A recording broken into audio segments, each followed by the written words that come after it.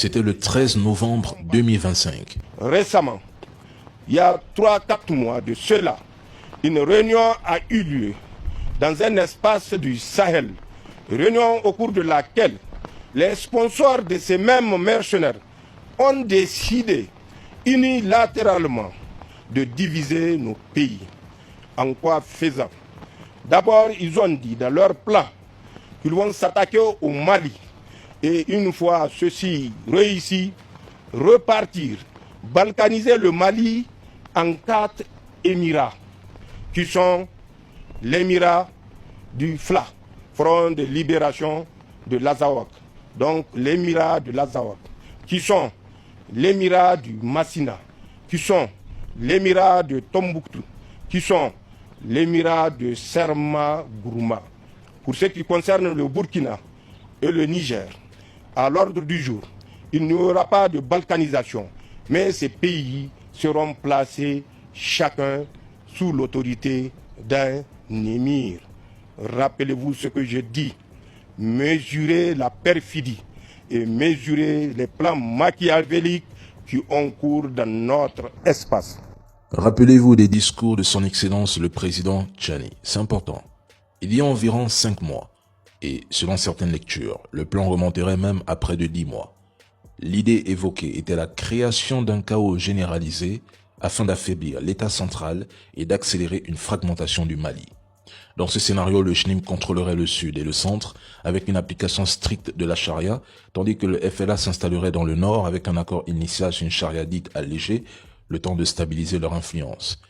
C'est une logique décrite comme une forme de balkanisation du Mali.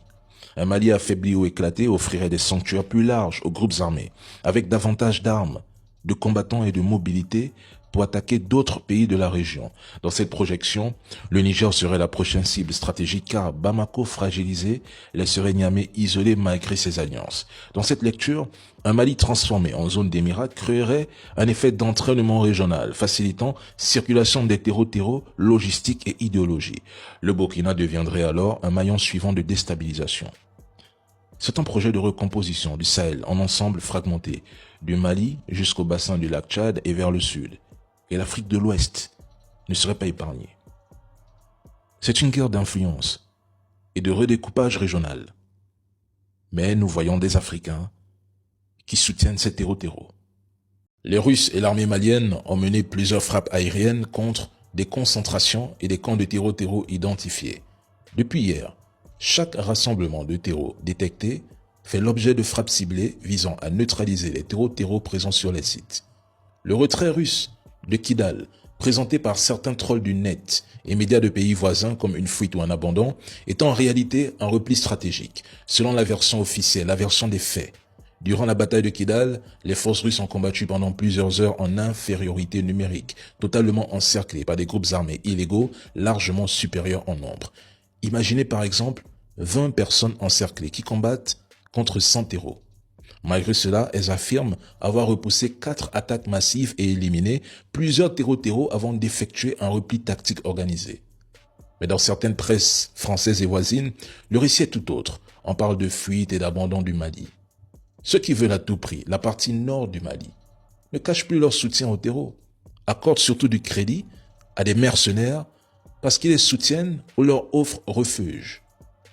Nous avons mené quelques frappes visant le camp militaire de Kidal et des terreaux qui se trouvaient au niveau du gouvernorat de la ville.